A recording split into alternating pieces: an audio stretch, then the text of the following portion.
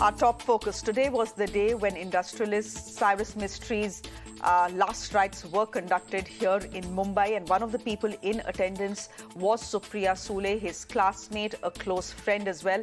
She's the one, in fact, who is joining us to speak about not just the death, but why this has been a wake-up call for everyone, including here.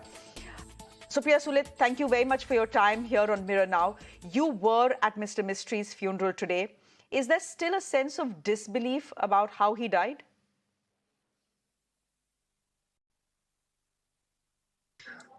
Well, I may sound very juvenile, but I just don't feel he's died, to be honest enough. Because when I met him, he looked very, very calm. His typical Cyrus expression, a little smile, very soft face.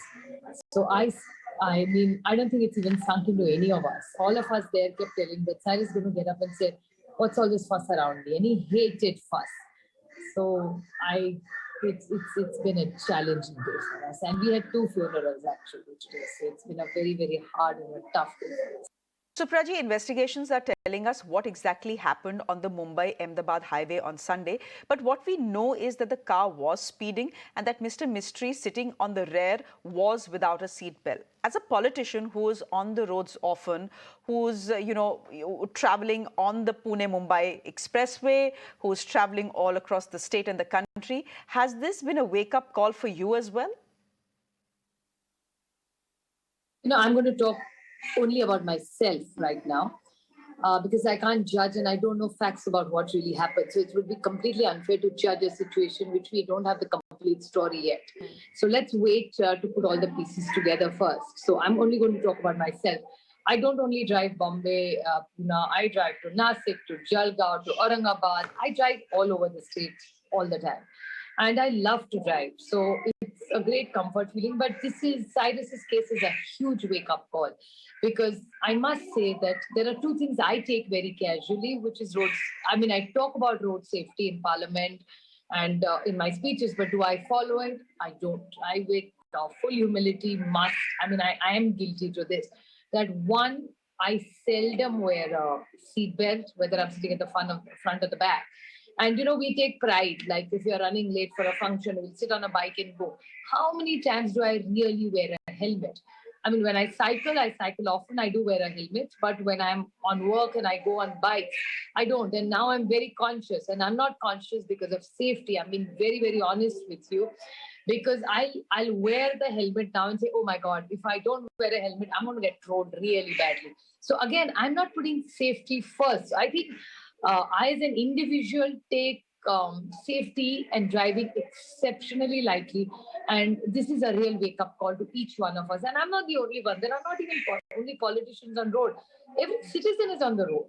And I think we really need to get our act together and take safety far more seriously than what we've taken it. Why do we have to wait to lose a Jahangir and a Cyrus to wake up to what road security is, which is a basic necessity? So, Priyaji, data is showing us a direct correlation between speed and death on India's roads. India is home to just about 2% vehicles, but 11% accident deaths happen in our country. In a situation like this, is it wise for the government to be looking at increasing speed limits? The government of India, as you know, and Mr. Gadkari wants to increase the speed limit on expressways to 140 kilometers per hour. And he wants to increase the speed limits on national highways as well. I would like to take this opportunity and talk about Gadkari ji because he has been exceptionally sensitive to this issue of safety and across party lines. I mean, everybody looks at Parliament as a place where we only fight and argue. It's not the case. Parliament has, in one voice, at many, many times, passed several very, very good legislations. It's not that we're all hostile all the time towards each other. But I must say one thing, that in one voice, Indian Parliament always talks about safety and, the regulations. They must be stronger. We don't have to wait to lose our loved ones to rediscuss these issues. So I think we really need to debate it in Parliament, and we need to take even feedback from all the stakeholders. And we must put this on high priority and discuss this. And I must say that one thing Gadkari ji told us in the last parliament session was any blind spots in your constituencies, bring it to my notice. I will correct it. And my experience has been in my constituency, I've had 2 black spots, and I have gone there, done a Facebook Live, brought it to his notice, and he has intervened. So these are not political issues, these are social, emotional issues. And it is about discipline.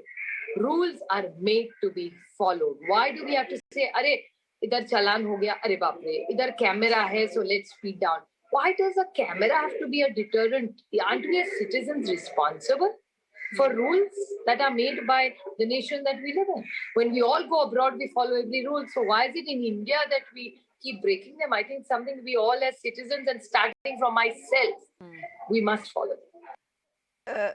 Ms. Supriya, on the back of Ms. Sule, on the back of the fact that you've lost someone you've called your brother, will we see you and your party in Parliament move against the increase of the speed limit and actually look at advocating a decrease in the speed limits in India?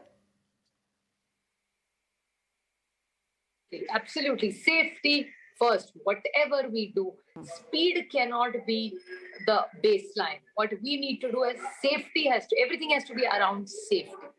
And that's globally. You go anywhere in the world, safety is first. You work with organizations. You go into any building, they're talking about safety. You get onto an aircraft, they're talking about safety. So why are we taking road connectivity so casually? I think this is, you thinking, you go on a boat, isn't the first thing that they give you is a life jacket? You get onto a plane, the first thing they tell you is where are the exits and how, if the oxygen gets down, what to do. So why are we taking road safety so casually at every time? I mean, come on, this is not data. We lose people, lives, families get destroyed because of this. So I think we really, I mean, I'm going to take up this cause, and I myself have decided that, hey, I'm going to lead by example, and I have to wear a belt at all times, whether I'm sitting in the front or the back, point number 1. And point number 2, I'm going to talk about it, even if I sound boring, jaded, but I'm going to keep at every given opportunity, I'm going to talk about safety, whether you're on a bike, whether you're on a car, whether you're in a train, anywhere you are. We take safety very casually. Ms. Sule, thank you very much for your time here on Mirror Now and on Urban Debate. I'm going to go